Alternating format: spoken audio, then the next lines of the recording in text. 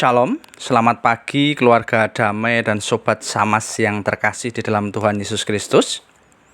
Sebelum bersama-sama merenungkan firman Tuhan, mari kita bersatu hati di dalam doa. Mari kita berdoa. Selamat pagi Tuhan Yesus. Terima kasih untuk istirahat kami yang sudah berlalu. Terima kasih untuk hari baru pemberian Tuhan. Dan pagi ini, bekali kami dengan firman-Mu, sehingga hidup kami sepanjang hari ini berkenan bagi kemuliaan nama Tuhan. Amin. Sobat Samas yang dikasihi Tuhan, judul renungan kita di pagi ini adalah Jangan Menyerah. Adapun firman Tuhan yang mendasari renungan kita terdapat dalam Mazmur 126 ayat 1-8 yang demikian bunyi firman Tuhan. Pengharapan di tengah-tengah penderitaan. Nyanyian ziarah. Ketika Tuhan memulihkan keadaan Sion, keadaan kita seperti orang-orang yang bermimpi. Pada waktu itu, mulut kita penuh dengan tertawa dan lidah kita dengan sorak-sorai. Pada waktu itu, berkatalah orang-orang di antara bangsa-bangsa, Tuhan telah melakukan perkara besar kepada orang-orang ini. Tuhan telah melakukan perkara besar kepada kita, maka kita bersukacita.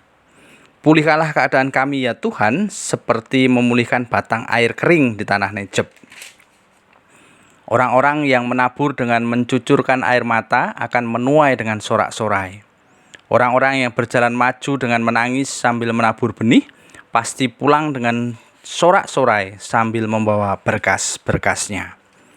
Yang berbahagia adalah setiap orang yang rajin membaca, mendengarkan firman Tuhan, dan menjadi pelaku firman dalam kehidupan kesehariannya. Amin. Bapak Ibu yang dikasihi Tuhan, apakah ada di antara Bapak Ibu yang berasal dari desa Selopuro, sebuah desa di Kecamatan Batuwarno, Wonogiri, Provinsi Jawa Tengah? Atau mungkin setidaknya ada yang pernah mendengar nama desa Selopuro. Dulu desa ini sangat gersang. Struktur tanahnya terdiri dari batu kapur, sulit air sehingga tidak dapat digunakan untuk menanam tanaman-tanaman yang produktif. Hingga pada tahun 1975 ada seorang warga desa yang bernama Pak Siman. Beliau ini sangat prihatin dengan kondisi desanya yang demikian dan berusaha untuk mencari cara menyelamatkan lahan kritis di desanya. Lalu Pak Siman mulai mengajak warga desa untuk mulai menanam bibit pohon di bukit dan pegunungan kapur tersebut. Cara menanam pohon di tempat itu membutuhkan usaha yang sulit dan tidak mudah. Pak Siman dan warga desa mencari celah di antara bebatuan, melebarkannya dengan linggis. Setelah itu baru bibit tanaman dan tanah dimasukkan di dalamnya. Tahun berganti tahun. Akhirnya perbukitan dan pegunungan di desa Selopuro yang dulunya tandus, gersang, yang luasnya kurang lebih 260 hektar itu berhasil ditanami dengan berbagai pepohonan. Mereka menanam pohon sengon, pohon mahoni, pohon akasia, pohon jati, dan masih banyak pohon-pohon produktif lainnya.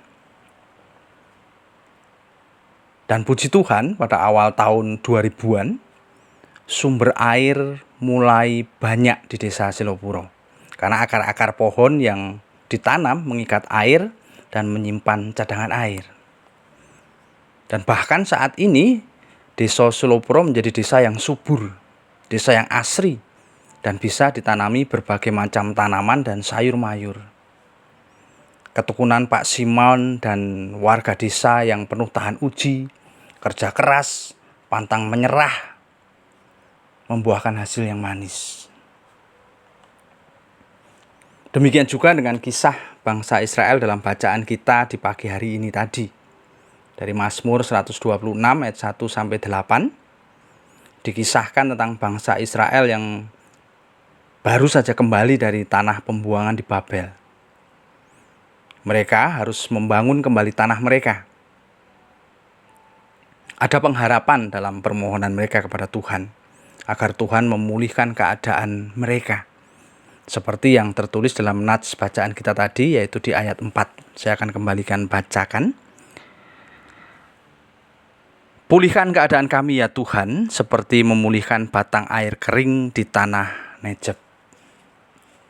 Ya, seperti kita ketahui bersama, tanah Negeb dalam bahasa Ibrani itu artinya kering. Negeb adalah wilayah padang pasir di Israel Selatan yang meliputi 55% dari seluruh wilayah Israel pada saat itu. Mereka, bangsa Israel ini, yakin bahwa sesulit apapun kondisi mereka setelah di pembuangan di Babel, tapi dengan ketekunan, kerja keras, dan pantang menyerah, Tuhan pasti akan memulihkan keadaan mereka, sehingga mereka akan terus dapat bersuka cita karena Tuhan melakukan perkara yang besar bagi bangsa Israel. Begitu juga dalam kehidupan kita selaku umat percaya. Bapak, Ibu, dan saya pasti pernah mengalami suatu penderitaan dan kesusahan dalam kehidupan kita. Dalam situasi yang tidak mudah dan bahkan kadang kita merasa tanpa pengharapan. Di situasi yang demikian, tidak ada lagi yang bisa memberi pengharapan yang pasti selain Tuhan Yesus Kristus. Tuhan Yesus pasti mau dan mampu menolong setiap umatnya yang berserah dan pantang menyerah dalam menghadapi setiap permasalahan atau pergumulan dalam hidupnya. Ketekunan dalam iman akan terus membuahkan anugerah sukacita bagi kehidupan kita. Yang kita perlukan hanyalah tekun, setia, hanya berpengharapan pada Tuhan, dan pantang menyerah. Yakin dan percayalah, Tuhan pasti akan memberkati, Tuhan akan menyertai, dan Tuhan akan memulihkan. Amin. Mari kita berdoa. Terima kasih ya Tuhan untuk firman-Mu pagi hari ini. Kami berjanji akan menjadi pribadi yang tekun, pribadi yang tahan uji, pribadi yang senantiasa hanya berpengharapan pada Tuhan dan pantang menyerah. Di dalam Kristus Yesus kami berdoa dan memohon. Amin.